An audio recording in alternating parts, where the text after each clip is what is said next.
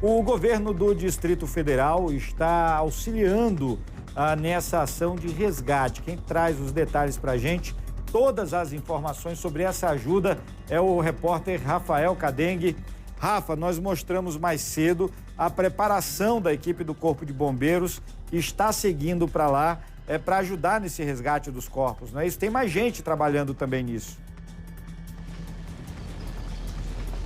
Exatamente, Juliano Cartacho, meu amigo, muito boa tarde para você que está ligado no nosso balanço geral, essa reta final de 2024 e, claro, abordando muito essa tragédia, infelizmente, que aconteceu lá na divisa entre Tocantins e Maranhão, né, no município de Aguianópolis, também na divisa com Estreito, que fica já no Nordeste brasileiro, no último domingo, dia 22 de dezembro. Isso porque, Juliano, como acompanhamos na reportagem, ainda são 7 corpos que estão, infelizmente, debaixo d'água, que eles são submersos devido a essa tragédia da queda dessa ponte, a ponte Juscelino Kubitschek. E por que aqui no GDF a gente está acompanhando essa movimentação?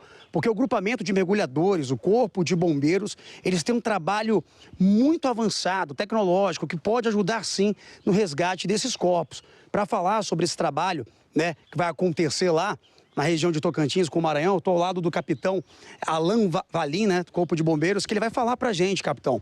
A primeira pergunta, quando que os militares serão enviados, quantos homens devem ser enviados à região e como é que vai funcionar esse trabalho por lá, que com certeza vai ser um trabalho muito delicado, mas a expectativa é que vocês possam ajudar também a Marinha do Brasil e os outros grupamentos que estão nos resgates, não é isso? Boa tarde. Com certeza, boa tarde. Nós fomos acionados ainda na quinta-feira, por meio da determinação do governador, o comandante-geral já nos acionou, pediu já para prepararmos todos os materiais aí, selecionarmos os militares, os mergulhadores experientes, para comparecer a esse clamor nacional, onde o Distrito Federal não poderia se furtar dessa responsabilidade. Então a população estará representada pela nossa equipe nessa triste tragédia. Então, a qualquer momento nós podemos deslocar. Então, quinta-feira, sexta-feira, passamos também o final de semana preparando todo o material. Nós estamos levando dispositivos tecnológicos necessários à reflutuação de objetos submersos, veículos, embarcações. Nossa equipe é uma equipe muito experiente, reconhecida em todo o Brasil, inclusive. É um dado interessante que a primeira equipe de mergulhadores do Corpo de Bombeiros do Maranhão foi formada pelos militares aqui do DF em 1998. Então, todos conhecem o nosso trabalho e nós estamos preparados para isso, para representar bem a capital da República nesse clamor nacional, tanto aos irmãos do Estado de Tocantins quanto do Estado do Maranhão. E, Juliano, é importante falar para explicar para quem está acompanhando o nosso balanço geral que, fundamentalmente, eu estava conversando com ele, porque muito se falou que iriam usar equipamentos para identificar os corpos, para ajudar a retirada, mas não, nesse momento, os corpos já estão meio que localizados dentro d'água. As equipes já conseguiram fazer isso. Os equipamentos que serão enviados aqui no DF são flutuadores, né? Tem até umas imagens que mostram alguns cilindros que vão ajudar com que, por exemplo, as carretas que caíram sobre alguns veículos menores, carros, ou mesmo a estrutura da ponte que está sobre alguns veículos, que elas flutuem e assim vocês consigam ter acesso, ainda mais com uma profundidade grande que é esse rio Tocantins, né? Exatamente. É uma atividade extremamente complexa, um mergulho técnico, um mergulho descompressivo, haja vista a profundidade, que está indo de 38 a 50 metros de profundidade no local, a visibilidade extremamente turva ali, abalada, e também a temperatura bem baixa, lá aos 50 metros de profundidade.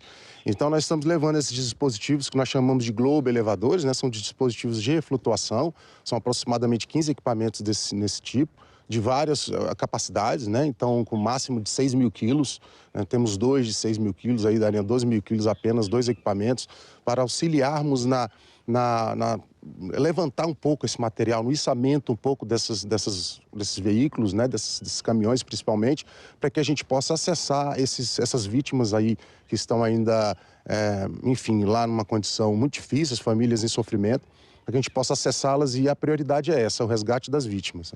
Essa é a prioridade número 1. E a posteriori nós iremos trabalhar, sim, na reflutuação desses veículos que estão submersos. Só para concluir, até passar para o Juliano Cartacho, que com certeza ele tem alguma pergunta também, né, Gil? Quando que vocês devem ir? Agora vocês estão aguardando a questão do transporte, né?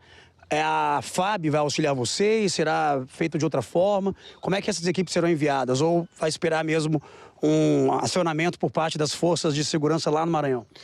Esse acionamento já foi feito, né? O governador deu essa determinação para que a gente estivesse pronto, a equipe está pronta, está preparada, equipamento separado. Já foi feito, inclusive, o condicionamento desses equipamentos, com a pesagem deles, para que possam embarcar na aeronave. A gente está esperando só exatamente essa questão do transporte. Existia já no final de semana, aí sexta-feira para sábado, a intenção em que a Força Aérea Brasileira ou o IBAMA iriam fazer esse transporte para a gente.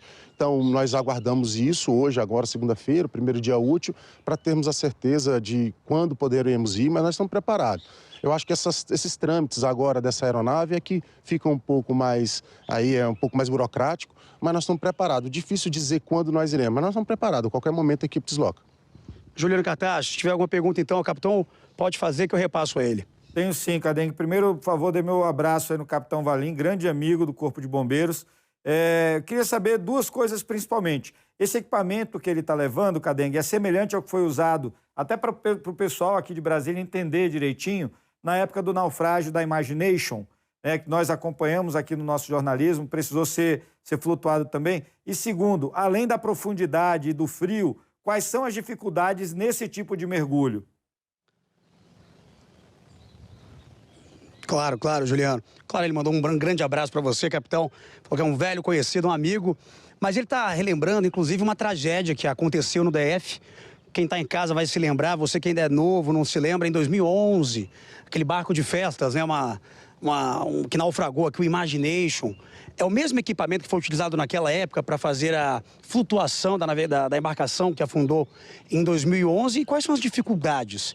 Já que a gente está tratando de Lago Paranoá, aqui no DF, estão encarar um rio, né? Um rio com uma profundidade ainda maior, que é o Rio Tocantins. Quais são as maiores dificuldades por lá também? Um abraço aí também ao amigo Juliano aí, estamos esperando novamente aqui na nossa casa. É dizer que é uma operação relativamente semelhante. A profundidade é bem menor, né? O Imagination estava ali a 8, 10, chegando a 15 metros de profundidade, o local não é mais fundo. Naquela época, nós estávamos com o processo em andamento de aquisição desses dispositivos, nós ainda não tínhamos. Então, nós tivemos que trabalhar mesmo de forma mais artesanal, até que conseguimos, sim, fazer, depois de 2 dias, a reflutuação daquela embarcação gigantesca, né? Infelizmente, vitimou 9 pessoas, eu estava nessa ocorrência, inclusive. Lá, nós temos já acesso, nós já temos esse dispositivo de flutuação conosco, tanto é que as reflutuações que são feitas aqui no Lago Paranoá, aqui no Distrito Federal, pela nossa equipe, elas estão acontecendo com muito mais eficiência. Então, nós tivemos aí esse ano passado também, reflutuação de embarcações grandes que naufragaram aqui, que nós tiramos ali com 4 ou 5 horas de operação. Então, a gente entende que sim, que agora a operação ela vai ter um pouco mais de qualidade do ponto de vista de equipamento e, obviamente, de experiência dos nossos mergulhadores que vão adquirindo ao longo do tempo. Agora, a complexidade da operação é que muda um pouco por conta da profundidade.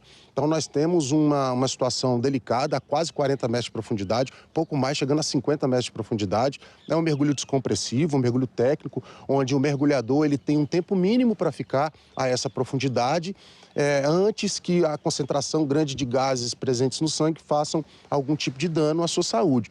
Então, a gente tem que fazer o cálculo certinho, mergulhar com um computador de mergulho, em duplas, de preferência em 2 duplas a cada mergulho desse, para que a gente possa levar segurança ao mergulhador e cumprir a nossa missão com excelência. Agradecer o capitão Valim, ao vivo aqui no nosso Balanço Geral. A gente vai acompanhar, claro, o trabalho dos militares do Corpo de Bombeiros. Aqui não para não, né, Juliano? Réveillon, não interessa. O trabalho de resgate e de eficiência, de muita precisão, acontece durante todo o ano no resgate à comunidade. Só para acrescentar uma informação, viu, Gil? Porque é muito triste ver que essa ponte ela foi projetada lá em Tocantins, na divisa com o Maranhão, para suportar a ponte toda 42 toneladas. Só uma das carretas que infelizmente caiu, né, com o desabamento dessa parte da ponte, tinha quase 60 toneladas. Então, imagina mesmo, infelizmente, a falta de atenção, a falta de rigor com a fiscalização e, claro, com a manutenção dessa ponte, com essa tragédia que abala todo o país, não é mesmo, Gil? Sem dúvida nenhuma, Cadengue. Muito obrigado pelas informações. Capitão, boa sorte para toda a equipe e vá nos mantendo informado, viu?